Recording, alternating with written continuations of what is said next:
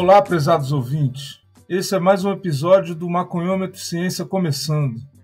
Esse que é um projeto do Cannabis Monitor, em parceria com o Psicocult, um programa de entrevista com pesquisadores brasileiros que têm a maconha ou a política de drogas como objeto de estudo. Essa é a nossa 31ª entrevista e hoje nós vamos trocar uma ideia com o pesquisador e juiz de direito Felipe Moraes Barbosa. Eu sou Marcos Veríssimo, sou antropólogo, pesquisador associado ao Instituto de Estudos Comparados em Administração de Conflitos, o INCT-INEAC, ao Psicocult, e junto com meu parceiro Yuri Mota, co-apresento aqui esse projeto de entrevista com pessoas que fazem pesquisa no Brasil com a maconha ou sobre a maconha, sobre a política de drogas e seus inúmeros atravessamentos no espaço acadêmico brasileiro, na universidade e nos espaços em geral de produção do conhecimento. Salve, Yuri! Bem-vindo, meu velho! Salve, Veríssimo, beleza? Salve aí para todos os nossos ouvintes. Para quem não me conhece, eu sou o Yuri, sou bacharel em Política Pública pela Universidade Federal Fluminense, mestre em Segurança Pública e atualmente doutorando também no mesmo tema pelo Programa de Pós-Graduação em Sociologia e Direito também da Universidade Federal Fluminense, a UF. Assim como o Veríssimo, somos pesquisadores vinculados ao Psicocult, Núcleo de Estudos sobre Psicoativos e Cultura, que é um grupo de pesquisa vinculado ao INEAC, o Instituto de Estudos Comparados em Administração de Conflitos, também da UF. Como o Veríssimo já colocou, a proposta desse projeto é a gente dialogar com estudiosos dos mais diversos segmentos e áreas do saber, e desse modo a gente tentar contribuir para um mapeamento da produção acadêmica sobre a maconha e sobre a política de drogas na atualidade. Ou seja, a gente quer compreender a realidade desse campo de pesquisa aqui no Brasil e colocando como protagonista a perspectiva dos próprios pesquisadores. Para isso, hoje a gente vai receber aqui para uma conversa com muita satisfação o pesquisador e juiz de direito do Tribunal de Justiça do Estado de Goiás, Felipe Moraes Barbosa. O Felipe ele se formou em Direito pela Universidade Federal de Juiz de Fora, a UFJF, possui pós-graduação em Direito pela Escola de Magistratura do Estado do Rio de Janeiro, a EMERGE, e mestrado em Direito Constitucional pelo Instituto Brasileiro de Ensino, Desenvolvimento e Pesquisa. Atualmente ele é juiz de direito no Tribunal de Justiça do Estado de Goiás e tem experiência na área de direito, com ênfase em direito penal.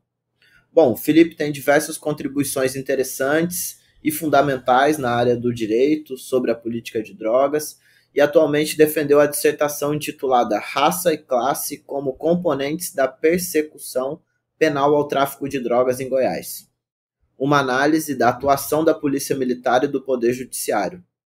E também, como resultado dessa dissertação, é autor do livro Atitude Suspeita, a seletividade na atuação da Polícia Militar e do Poder Judiciário no combate ao narcotráfico. Bom, vamos trocar essa ideia com o Felipe, falar um pouco sobre esse e outros trabalhos aqui nesse episódio do Maconhômetro Ciência. Felipe, muito obrigado por ter aceitado o convite, é um enorme prazer receber você aqui para esse papo, para essa entrevista. Seja bem-vindo, chega mais. Olá, meus caros, grande Yuri, grande Marcos Veríssimo. Primeiramente, gostaria de dizer que é um prazer estar aqui.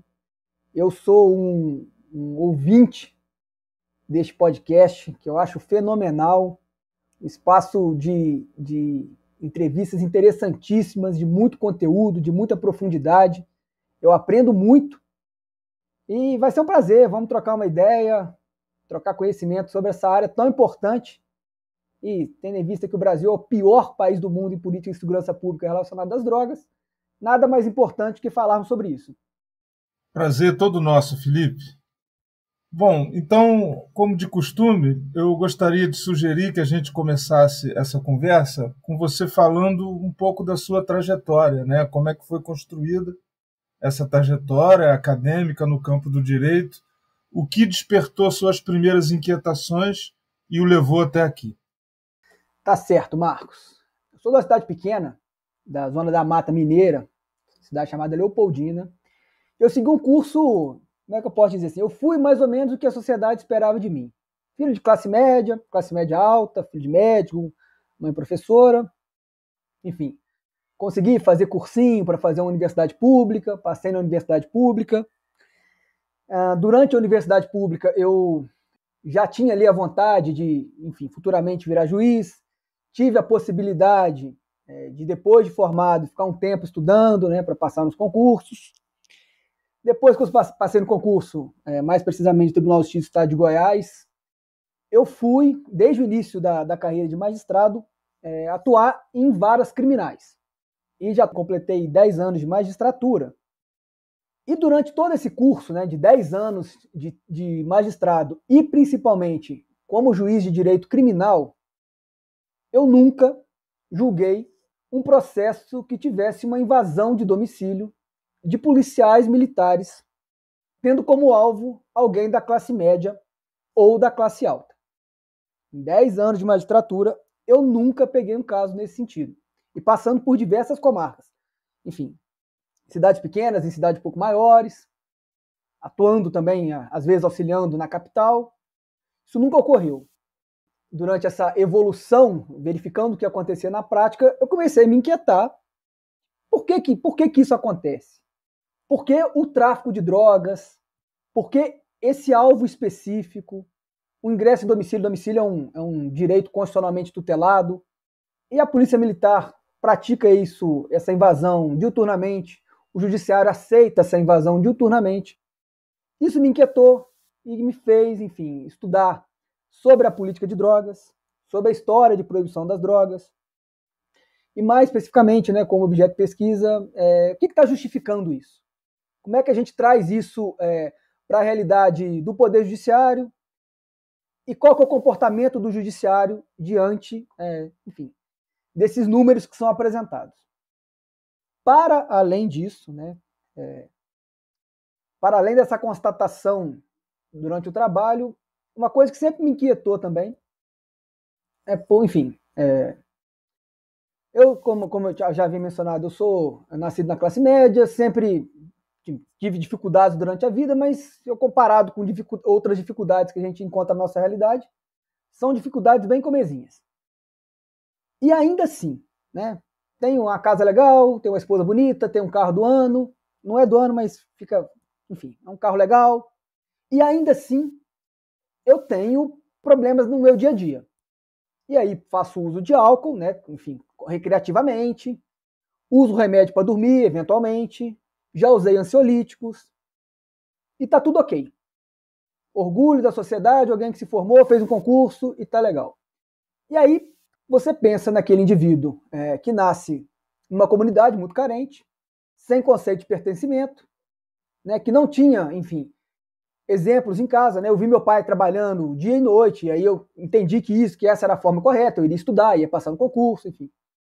E aí, dando uns exemplos mais são concretos, são comuns, mas enfim, o pai que agride a mãe, o pai que eventualmente foi preso ou foi morto pela incursão policial.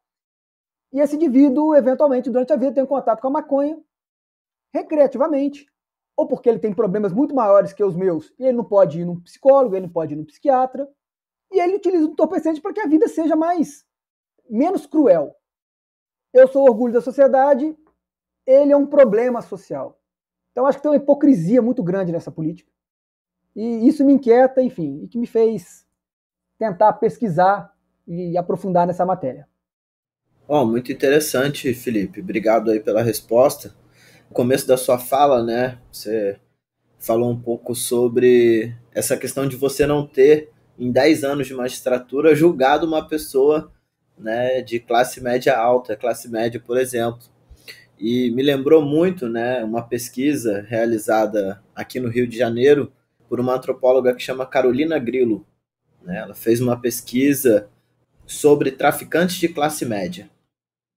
E aí é um grupo seleto que ela entrevistou, conviveu, né? E o que ela demonstra muito bem é que muita gente acha, né, que não existe né? Que pessoas de classe média e pessoas de classe alta, classe média alta, não traficam, né? Às vezes isso fica evidente, até pelo senso de estigmatização, de sujeição criminal, enfim.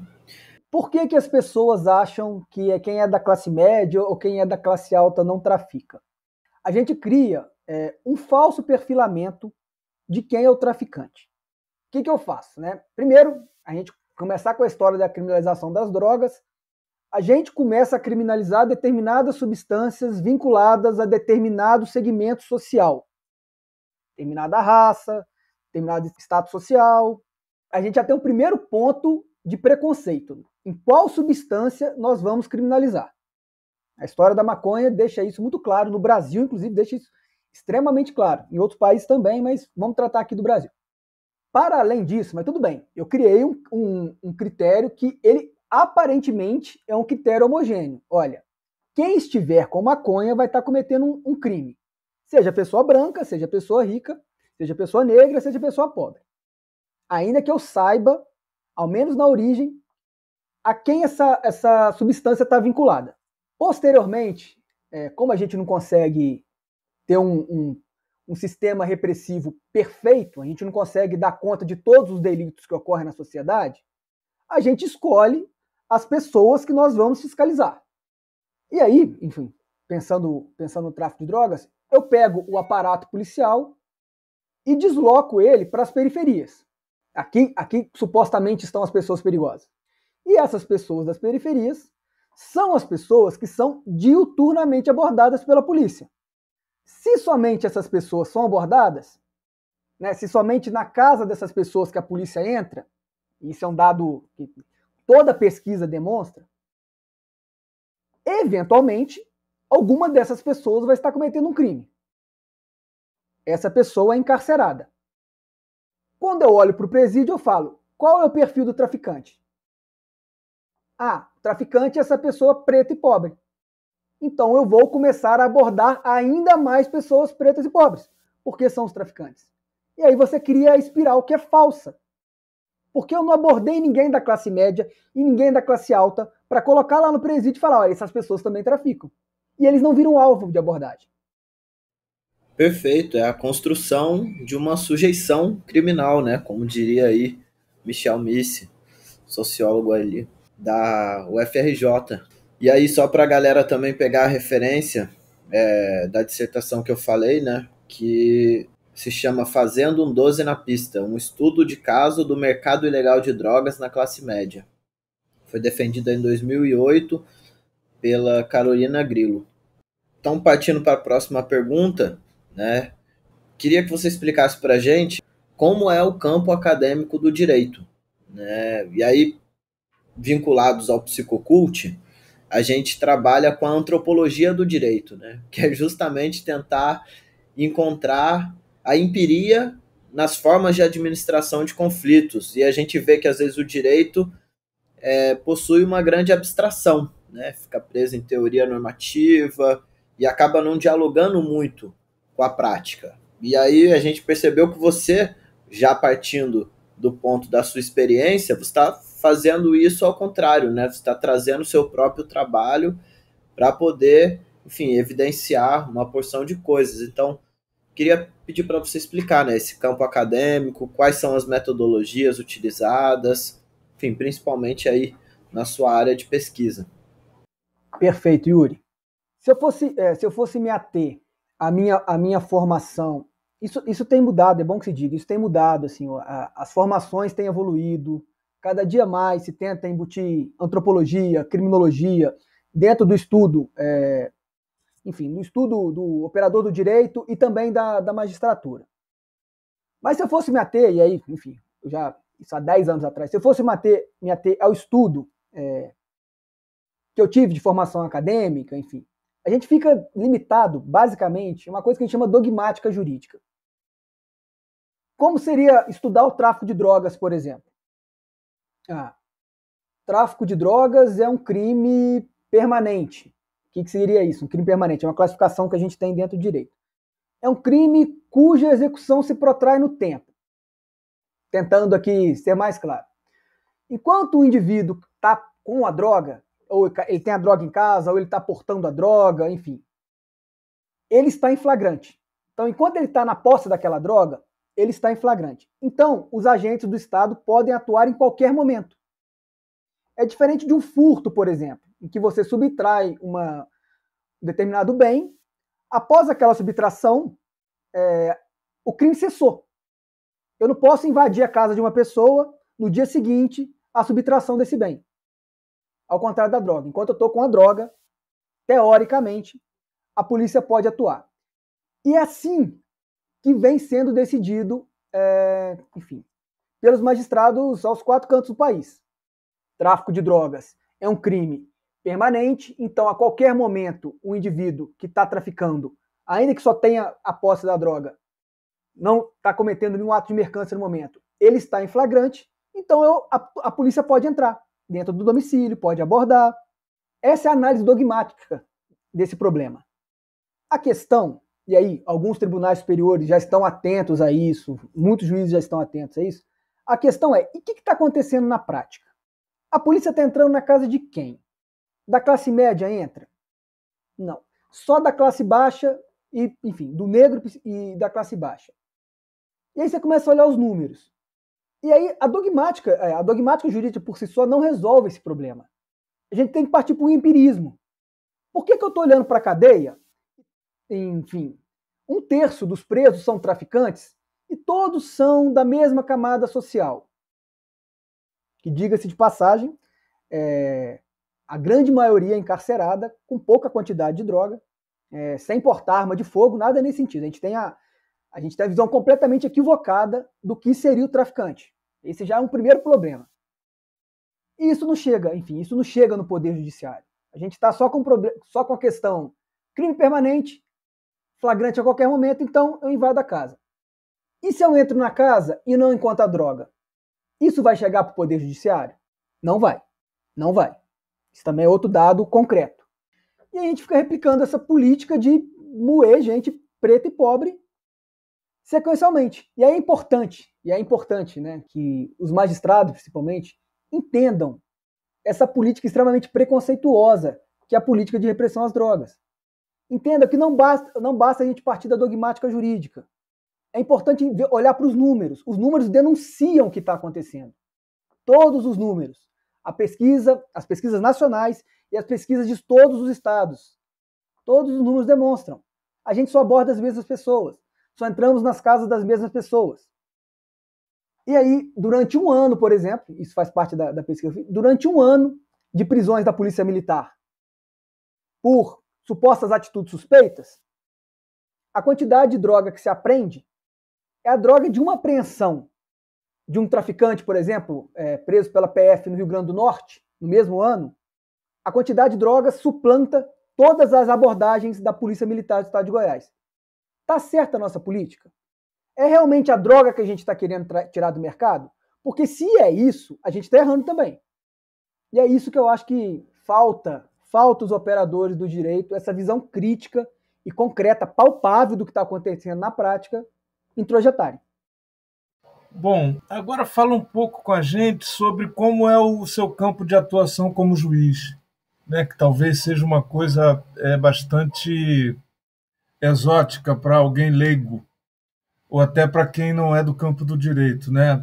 Te pedir para contextualizar para os nossos ouvintes sobre a organização judiciária brasileira, né? Como é que é o lugar que você trabalha como juiz, o que é, como funciona essa estrutura, enfim, como é o trabalho no campo do direito como magistrado. Bom, eu sou um magistrado estadual, um juiz de direito do estado de Goiás. Se a gente for colocar a estrutura do Poder Judiciário como uma pirâmide, tá? Eu estou na base da pirâmide, que é onde a grande maioria dos casos, sejam cíveis, criminais, enfim, que julgam o Estado, ingressam.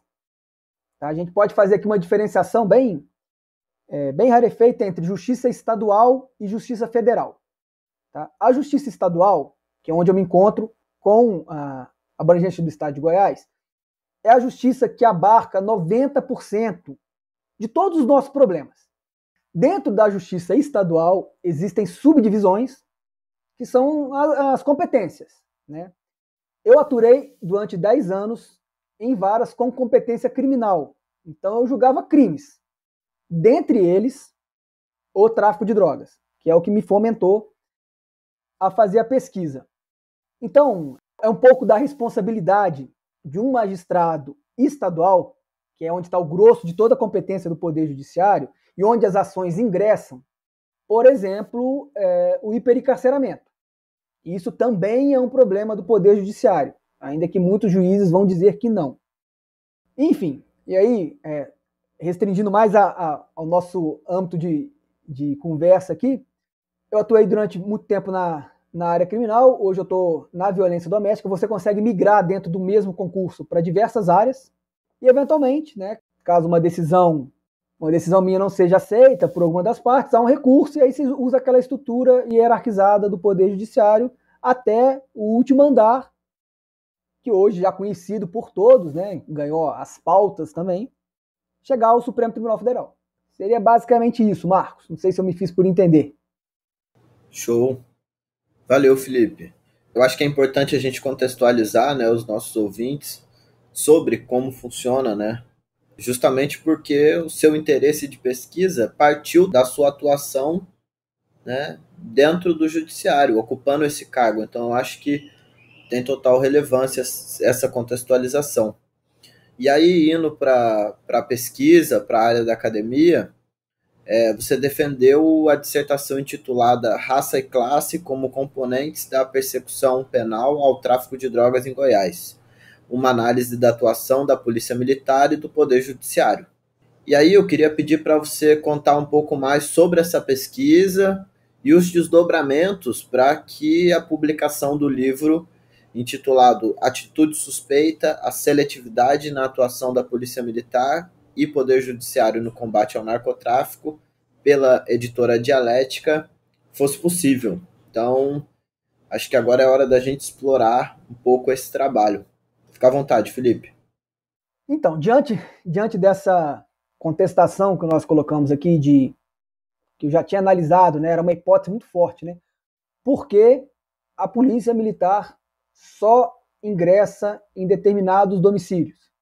Depois de 10 anos de magistratura, na época que eu comecei a fazer pesquisa, não tinha 10 anos ainda, acho que 8 anos, mas enfim, já era um dado muito, muito forte. Então eu selecionei meu objeto de pesquisa da seguinte forma.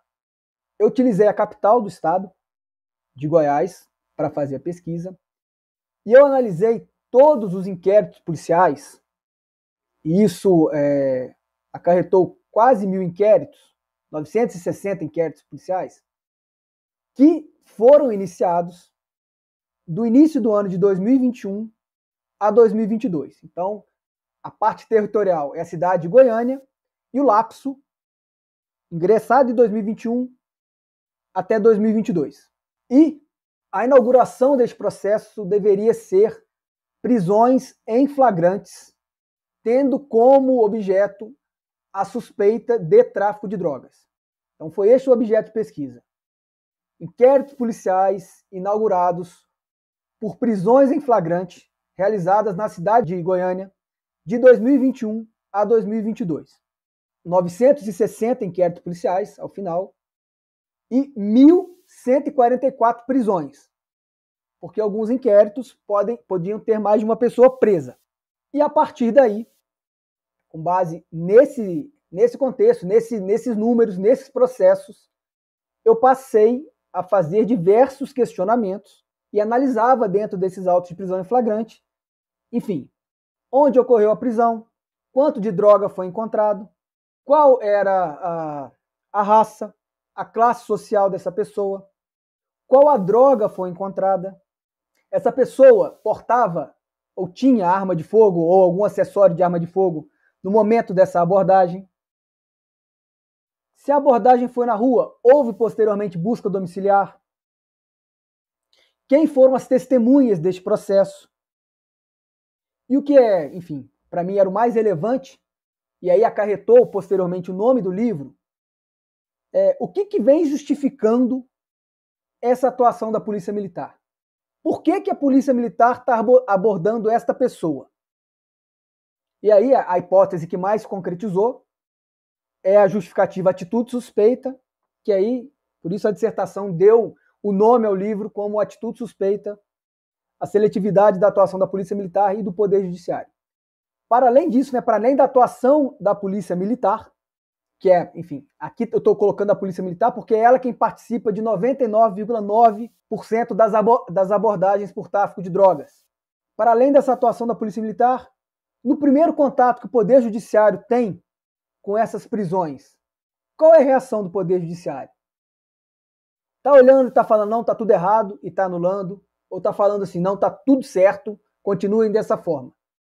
Porque se a gente legitima, a gente naturaliza e a gente fomenta. Então, essa foi a pesquisa. E para minha surpresa, ou não tanto para minha surpresa, as minhas hipóteses se concretizaram. Alguns dados muito mais alarmantes do que eu imaginava. E algumas situações também que eu não esperava, que eu encontrei, que era, por exemplo, só dando aqui um dos exemplos, a atuação da Polícia Militar apaisana, ou a Polícia Militar de Inteligência, que eles chamam de P2, ou Setor de Inteligência, uma atuação, pelo menos em Goiás, em Goiânia, uma atuação direta da Polícia de Inteligência que não é documentada nos autos, o que gera um grande problema. Polícia Militar de Inteligência fazendo abordagens e aquilo não é relatado no auto de prisão em flagrante. Então o que está vindo para a gente é uma coisa falsa. E para além disso, como não consta o nome dos policiais militares que atuaram, eventual agressão, eventual tortura, ninguém vai ficar sabendo. É uma irresponsabilidade penal eterna, porque não tem o nome dessas pessoas no processo. Isso não era o objeto da pesquisa, né? Inclusive, eu quero futuramente pesquisar exatamente sobre essa circunstância, mas como eu pesquisei muitos inquéritos policiais, eu verifiquei que em vários essa situação ocorreu, o que é um grande problema. E o que demonstra muito qual é a visão da segurança pública em relação às drogas, e aí a gente entra naquela política de guerra às drogas, o maior inimigo, como é drogas, tudo justifica, o terrorismo estatal é justificado, a tortura é justificada, né? Eu posso entrar nos domicílios sem nenhum problema, e o Poder Judiciário, via de regra, entende que está tudo ok. Valeu, Felipe. Bom, a pesquisa ela começa na atuação da polícia, né, e na produção do inquérito, né, e vai até as decisões do Poder Judiciário. Então, a partir da sua atuação como juiz, como é possível fazer esse movimento de refletir sobre a própria prática, né? Isso é algo comum na magistratura, né? O juiz que reflete sobre o seu lugar nesse mecanismo, né, que você falou anteriormente, né, que é uma máquina de moer gente. Então, Marcos, reflete. Se a gente tiver essa visão crítica e entender o que acontece na prática, reflete. Existem algumas amarras? Existem. Por exemplo, se você me perguntasse hoje o que eu acho da criminalização do tráfico de drogas, eu entendo que é uma política fadada ao insucesso. Ela concretamente se demonstra assim, ao menos nos moldes que a gente usa na prática. Não obstante, Marcos, eu fico, se eventualmente, na qualidade de juiz criminal, determinada pessoa é presa de forma regular, cometendo um crime de tráfico de drogas, esse processo chega para mim, tem toda uma instrução, enfim, respeitado contraditório, ampla defesa, e afinal, fica comprovado que esse indivíduo incorreu na conduta de tráfico de drogas, ele vai ser sentenciado, vai ser condenado, conforme manda o Código Penal, o Código de Processo Penal, enfim. Então, ainda que eu tenha uma visão muito crítica sobre isso, a minha atuação, enquanto magistrado, é um cumpridor, né, e aplicador da lei. Isso é uma situação. Outra situação, e aí os tribunais superiores já começaram a entender isso, é você começar a criar balizas para se evitar essa política preconceituosa que a gente tem na prática. Por exemplo, vou citar aqui uma situação.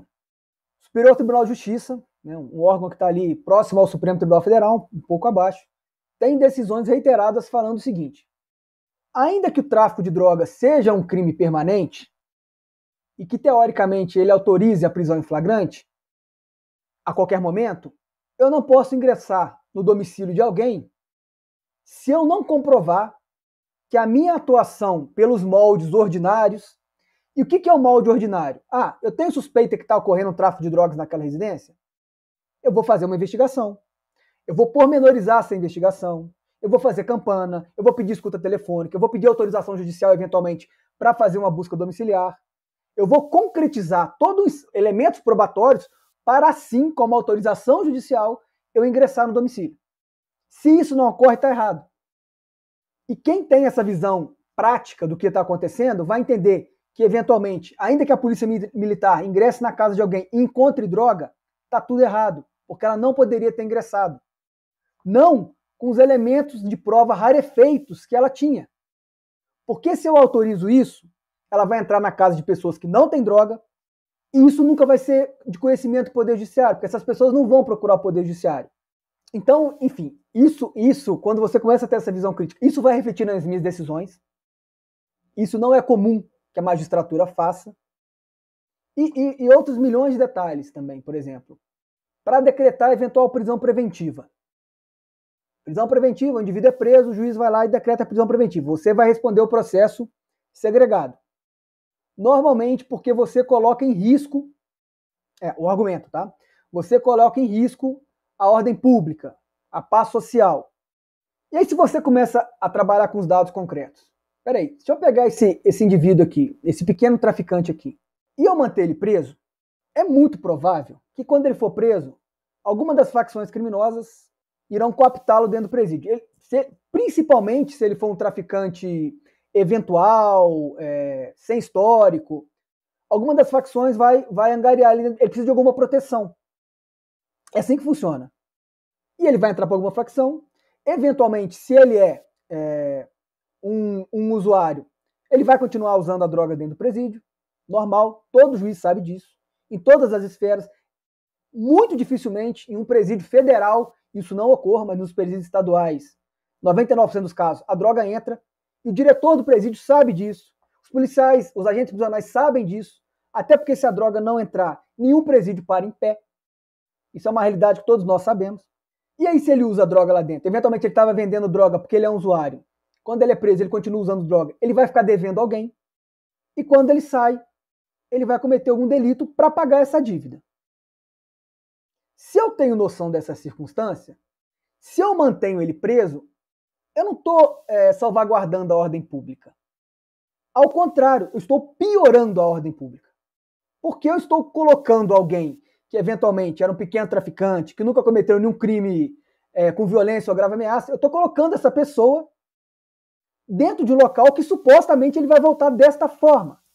E aí é preciso você ter muita noção enfim, uma visão crítica, muita noção da realidade para entender. Não vale a pena. É um tiro no pé. Aqui usando um jargão bem popular, é um tiro no pé enquanto política de segurança pública. Magistrado não faz política de segurança pública. Mas ainda assim, aqueles que entendem, que fazem parte da política de segurança pública, é um tiro no pé. Você está lesionando a paz social. É isso que você está fazendo se você segrega esse indivíduo e mantém ele preso durante a instrução. Então, ter noção disso, fazer uma análise crítica da história das drogas, quem está sendo preso, quem a polícia está abordando, o que ocorre se essa pessoa ficar presa, é importante para a gente, enfim, criar um sistema, no mínimo, um pouco mais racional. E para além, né, disso que você fala, né, tem, eu acho que a questão da privacidade, né, que é uma coisa que eu aprendi muito quando eu estava fazendo a minha tese, né, que foi um estudo comparado Rio-Buenos Aires, e que eu notava que lá, né, inclusive juízes da Suprema Corte, né, o Raul Zaffaroni, que é uma figura de peso, né, do garantismo na América Latina, ele sempre chamava atenção para essa questão da privacidade, tanto na questão da invasão do domicílio das pessoas, né, quanto na questão das pessoas fumarem na rua. E eu sempre fiquei com a impressão de que, quando comparado com os argentinos, aqui no Brasil, a privacidade é um bem jurídico que tem uma distribuição muito desigual no corpo da sociedade brasileira, né? Então, eu estava ouvindo você falar aí tudo isso que eu concordo plenamente, E estava pensando assim, para além disso tudo, ainda tem a questão da privacidade, né? Isso, o STJ, estou citando o STJ aqui, que tem decisões recentes, muito pormenorizadas, com base em dados empíricos, com base em pesquisa, né? O judiciário trazendo pesquisa para dentro dos autos, isso é muito importante. E é exatamente enfim, é um dos ministros que eu mais acompanho, que eu sou fã, de certa forma, que é o Rogério Schietti. Ele fala muito isso, assim, as pessoas das periferias também têm direito a ter uma vida privada, de não ter a casa invadida durante o dia ou a noite, de não serem abordadas a qualquer momento. Né? Como se a abordagem policial, o policial para abordar, ele precisa de uma justificativa concreta. Não existe abordar aleatoriamente. As pessoas têm o direito de andar, de ir e vir, sem serem incomodadas. Não é só no domicílio que essa tutela deve ser feita, é em qualquer momento. É aí o que se discute muito, assim, e aí um argumento contrário que todo mundo vai falar é o seguinte: mas e o tirocínio policial? É um termo que, enfim, quem defende que pode ter abordagem a qualquer momento para a segurança pública, o tirocínio policial, o policial sabe quem está cometendo um crime, enfim. E aí as pesquisas mostram, por exemplo, em São Paulo, que 1% das abordagens resultou em prisão, em algum crime. Então, assim, ainda que tenha um tirocínio, eu não quero aqui desfazer do conhecimento de prática, não, nada disso, assim. Pode ter uma ciência por detrás disso, a experiência leva a alguns conhecimentos, mas tem alguma coisa errada. A gente precisa criar melhores balizas. Porque se 1% foi preso, 99% o tirocínio não funcionou. E a gente precisa criar algumas balizas que não só, por exemplo, o Código de Processo Penal diz que tem que ter alguma atitude concreta para se abordar. E aí vem o relato do policial nos autos de prisão em flagrante e fala: ele estava em atitude suspeita. Ponto. Que é o que, enfim, é o que dá o nome ao livro. E aí? Ele está em atitude suspeita. Tu está justificando, está repetindo o que está escrito no código. Que atitude suspeita foi essa? O que ele fez para estar em atitude suspeita? Pormenorizou? Concretizou o que era? Isso não ocorre. E o Poder Judiciário não se incomoda de isso não ocorrer. E aí a nossa privacidade, né, Marcos, ou a privacidade de determinadas pessoas fica totalmente desprotegida. Valeu, Felipe. E aí eu acho que a gente está falando aqui sobre, no fundo, no faro policial, né? No linguajar popular.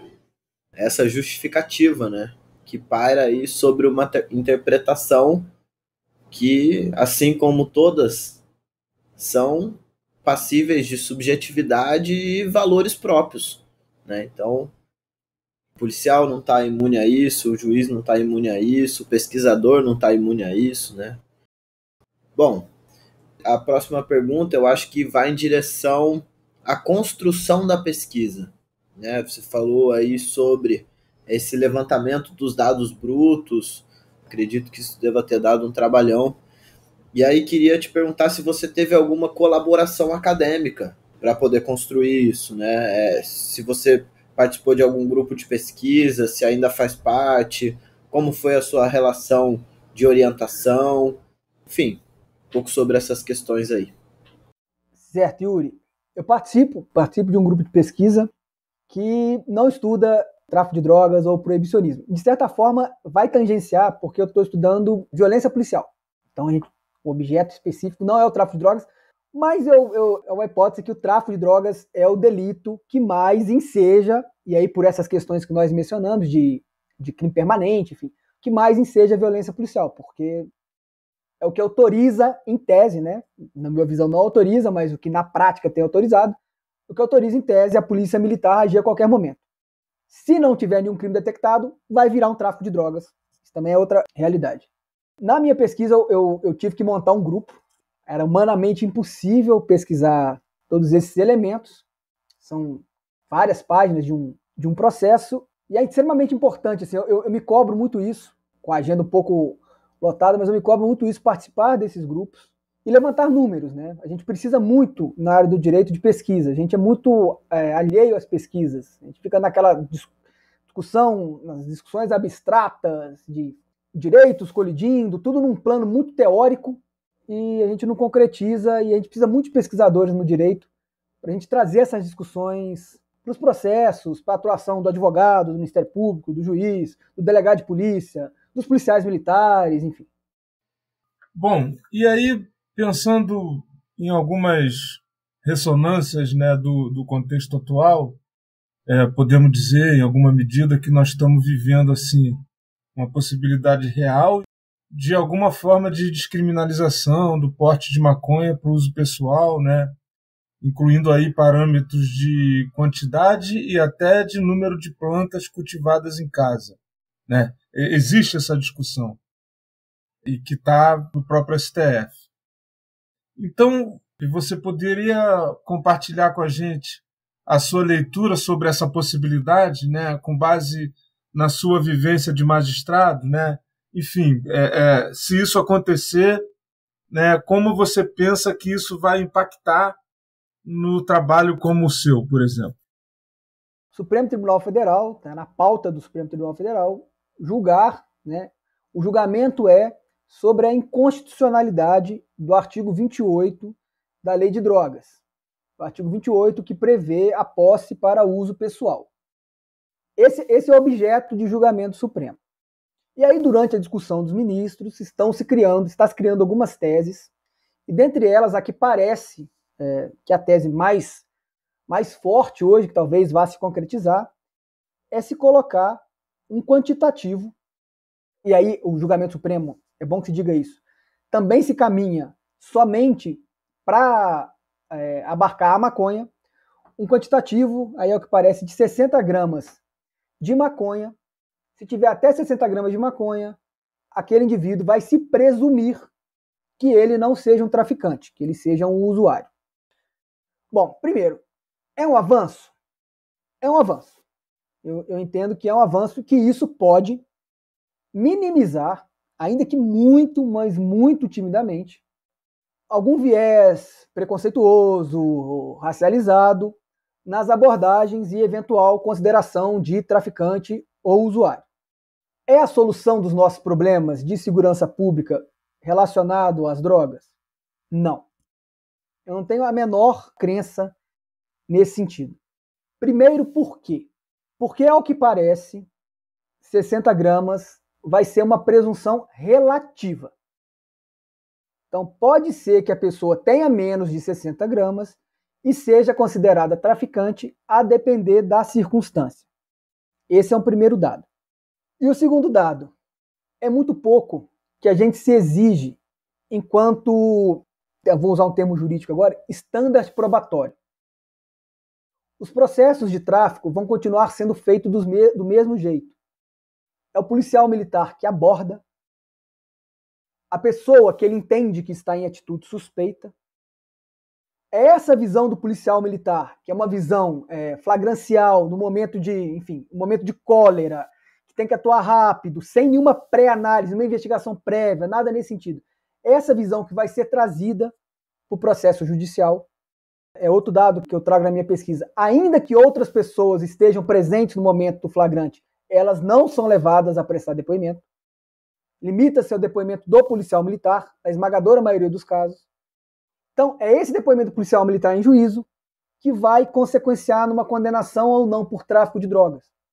Então, é uma evolução muito pequena, porque tudo vai continuar sendo feito da mesma forma. E aí, qual que é o grande problema? Aqui a gente está fazendo uma crítica à atuação da polícia militar, mas, assim, no fundo, talvez eles sejam grandes vítimas desse sistema. Policial militar que atua na rua. Porque na prática é assim que funciona. Numa sociedade extremamente desigual como a nossa, que cria aí milhões de problemas sociais conexos, a população vai cobrar da polícia militar a segurança. É a polícia militar quem é cobrada diuturnamente. O prefeito vai cobrar da polícia militar, o governador vai cobrar da polícia militar. A polícia militar, constitucionalmente, não tem poder de investigação. Ela é uma polícia ostensiva que atua na rua e preventiva, para que o crime não ocorra. E ela é cobrada em números. O policial militar é cobrado em números. E aí, olha que incongruência. Ele não investiga, mas ele precisa prender pessoas e precisa prender drogas.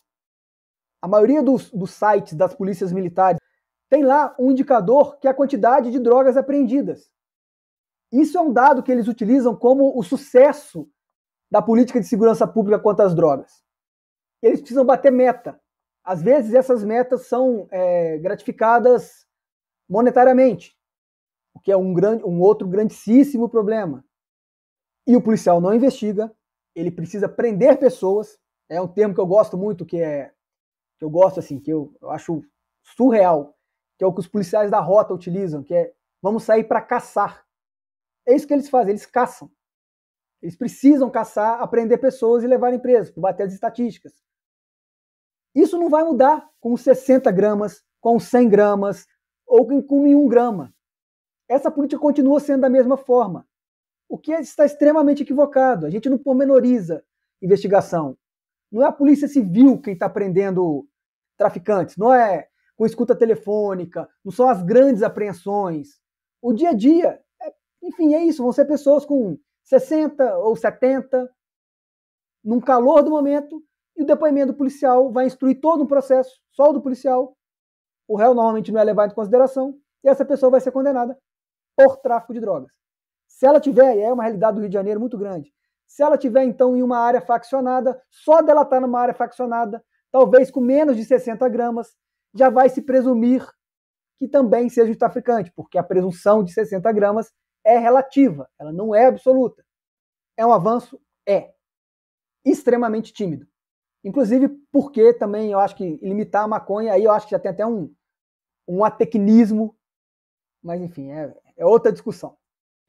Muito obrigado, Felipe. E aí, partindo agora para as nossas últimas perguntas, essa pergunta ela vai na direção justamente do que Gustavo, né, nosso produtor, fundador aqui do Maconhômetro, disse no começo, né, que a tentativa é a gente tornar um pouco mais humana a figura do pesquisador. E aí a gente queria te perguntar quais são as suas referências, não só nessa temática, na área do direito, na área da política de drogas, mas também outras referências, quiçá culturais. Né? Enfim, o que você gosta de ouvir, o que você gosta de fazer, enfim, o que você se inspira, né? É isso. Bom, enfim, primeiramente para quem gosta de estudar essa seara, enfim, um livro que me fomentou muito a estudar sobre isso, não é um livro brasileiro, mas tem ele aqui no Brasil, que é um livro que chama A Nova Segregação, que é escrito por uma ativista, advogada norte-americana. Inclusive é um livro que deu origem a um documentário que tem na Netflix, que é espetacular. O documentário é espetacular. É pior que o livro. Leiam o livro, mas o documentário também é espetacular, que chama 13ª Emenda, que conta da história, enfim, da proibição das drogas nos Estados Unidos, tratando do sistema carcerário. Como a gente é terceiro mundo, a gente consegue piorar tudo, né? Assim, a gente replica a mesma política que os Estados Unidos replica, só que sem nenhuma estrutura. Mas é um livro interessantíssimo, que ele mostra, inclusive, Yuri, que a gente estava conversando aqui sobre o que é atitude suspeita, e ela traz alguns exemplos interessantíssimos. Assim, que o policial americano tenta criar algum tecnicismo nisso. E aí vem lá o que o policial considera atitude suspeita. Por exemplo, você andar com um carro em alta velocidade, você está em atitude suspeita. Você andar com um carro em baixa velocidade, você está em atitude suspeita. Você não dá seta, você está em atitude suspeita. Você dá seta demais, você está em atitude suspeita. Se você está exatamente dentro da regra, está muito certinho, você também está em atitude suspeita. O que acontece? Negros e latinos são os abordados. Esse livro traz isso, assim, enfim, com dados, é interessantíssimo. Eu sou muito fã de uma pessoa que já foi citada pelo Marcos aqui, que é o Zaffaroni, e aí trazendo para os nossos doutrinadores, o Orlando Zacconi, que é um delegado já aposentado do Rio de Janeiro, ele, inclusive, quem prefacia o livro, foi uma das pessoas que muito me inspirou. Né? Ele trabalha na pauta dos policiais antifascistas, enfim. Foi uma pessoa que muito me inspirou, os livros dele são fenomenais, e o legal é que ele já falava isso lá atrás, né? A gente está falando hoje aqui, é uma questão que está em pauta, mas ele já falava isso lá atrás. E quanto às minhas referências não jurídicas, digamos assim, enfim, durante a minha vida eu tive banda de rock, eu sempre tive no meio de pessoas extraordinárias. Eu acho que gosto de escrever, gosto de fazer poemas, sou muito fã do Chico Buarque. Então, se eu for deixar um nome aqui, seria Chico Buarque, sou fãzíssimo de Chico Buarque. Enfim, mas sou fã de Iron Maiden, sou fã do heavy metal. Já gostei muito de bandas mais pesadas, bandas mais leves. E atualmente eu escuto podcasts, o de vocês, principalmente no carro, e Chico Buarque. São pessoas que, enfim, que trazem sensibilidade, Chico Buarque tem letras maravilhosas que fazem a gente pensar o direito. Por exemplo, Meu Guri. Escutem Meu Guri e entendam o que é a história de uma mãe, possivelmente negra, em que o filho quer agradá-la, né, quer trazer algum conforto para ela. Quando fala que ele, enfim, cometia roubos, ao que parece, né, trouxe uma carteira já com tudo dentro, chave, caderneta, lenço e patuá, que era a caderneta, né, a carteira de identidade para ela finalmente se identificar. É isso. Acho que isso resume bem o que a gente faz no direito, ou não faz no direito e deveria fazer, é ter essa visão humana, social e entender a complexidade da nossa sociedade. Bom, e já que você citou o velho tricolor, eu citaria o hino de Duran. Eu acho que tem muito a ver com o que a gente está falando aqui, né? Assim, a letra, né? Se trazes no bolso a contradição, moambas, baganas e nem um tostão, a lei te proíbe, enfim. Assim, se tivesse uma música que sintetizasse a nossa conversa aqui, eu acho que seria Hino de Duran, do Chico. Perfeito. Né? Bom, então, para finalizar, a gente gostaria de te perguntar que dicas e sugestões você poderia dar aos aspirantes a pesquisadores, né, que querem se envolver com a temática da política de drogas na área do direito. Primeiro, pesquisem política de drogas na área do direito. Inclusive, quem são os estudantes de direito.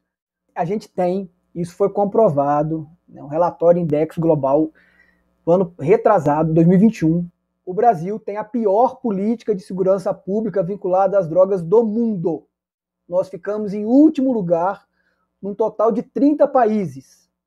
Então, enfim, é uma área que nós precisamos de pesquisa, nós precisamos de falar sobre isso. Então, pesquisadores, venham para essa área, nós precisamos de vocês. São muitas vertentes, é um campo muito rico. E assim, a gente ainda não tem nenhuma resposta pronta e acabada. A gente está aqui criticando a política, mas é difícil falar qual que seria a política ideal. Nós não sabemos, né? São vários tubos de ensaio que tem pelo mundo. O que nós sabemos é que a nossa não dá certo. Isso é um ponto final, a gente pode terminar com essa assertiva. Mas é muito importante, e assim, venham que nós precisamos debater de forma profunda, de forma concreta, de forma responsável a política de drogas. E aí, para quem tem interesse, se for um conselho, aí eu volto a falar, Marcos, livro A Nova Segregação, da Michelle Alexander. Tem aqui, foi o livro que inspirou a 13ª emenda, documentário Netflix espetacular, que mostra o racismo, mostra a política de segurança pública colocando o traficante como o pior ser humano do mundo, mostra que brancos e negros traficam, e a depender da circunstância, os brancos traficam mais e com muito mais quantidade, e estão aí passando desapercebidos pelo sistema de justiça. Valeu demais, Felipe. Uma conversa agradável, inspiradora, reflexiva. E para os nossos ouvintes, a gente está chegando aí na reta final da nossa entrevista e queria dizer que foi um prazer te receber aqui no Maconhômetro Ciência, conhecer um pouco mais da sua trajetória, do seu trabalho com relação à política de drogas, ao sistema de justiça. Muito obrigado, viu? Yuri, eu que agradeço imensamente o convite, foi um prazer falar com vocês, pessoas extremamente gabaritadas na área. Eu acompanho o podcast com frequência. É um pouco deprimente assim, fazer parte do sistema de justiça, às vezes tomando decisões que você entende que são contrárias à sua ideologia, o que você acha que seria melhor socialmente. Como eu disse, algumas coisas dá para se fazer, outras coisas você tem as amarras legais e assim faz parte ao sistema. Por outro lado, né, como feliz ou infelizmente eu preciso condenar traficantes, eventualmente com penas altas e permanecerem segregados, por outro lado eu me propus que sempre que eu for chamado para falar sobre esse tema, eu vou falar, porque até como servidor público, como alguém que eventualmente forma personalidades, que influencia alguém, sempre que eu for chamado eu vou falar, porque é importante para a gente amadurecer enquanto sociedade. Enfim, seria isso. Obrigado, Marcos. Obrigado, Yuri. Nós que agradecemos, Felipe, sua presença aqui conosco no Maconhômetro Ciência, né, contribuindo aí para essa nossa proposta de levar, né, para os nossos ouvintes o campo da pesquisa, e em especial no campo do direito, né, que a gente realmente não costuma ver muita pesquisa, né, essa coisa da dogmática que você falou, muitas vezes ela impede uma reflexão mais aprofundada, mais detida. Enfim, muito bom te ouvir. Acho que é uma fala inspiradora para muita gente. Muito obrigado aí. É isso, galera. Mais um Maconhômetro Ciência para conta. Dessa vez com Felipe Barbosa, juiz de direito em Goiás, pesquisador e autor do livro recém-lançado Atitude Suspeita, a seletividade na atuação da Polícia Militar e do Poder Judiciário no combate ao narcotráfico. No Maconhômetro Ciência, entrevistamos pesquisadores que têm a maconha ou outras drogas ou as suas políticas como objetos de estudo e se dedicam a produzir conhecimento científico sobre esses temas nas universidades brasileiras. Esse projeto, como eu já disse no começo, é fruto de uma parceria entre o Cannabis Monitor e o Psicocult, o núcleo de pesquisa sobre psicoativos e cultura vinculado ao INCT-INEAC, o Instituto de Estudos Comparados em Administração de Conflitos da Universidade Federal Fluminense.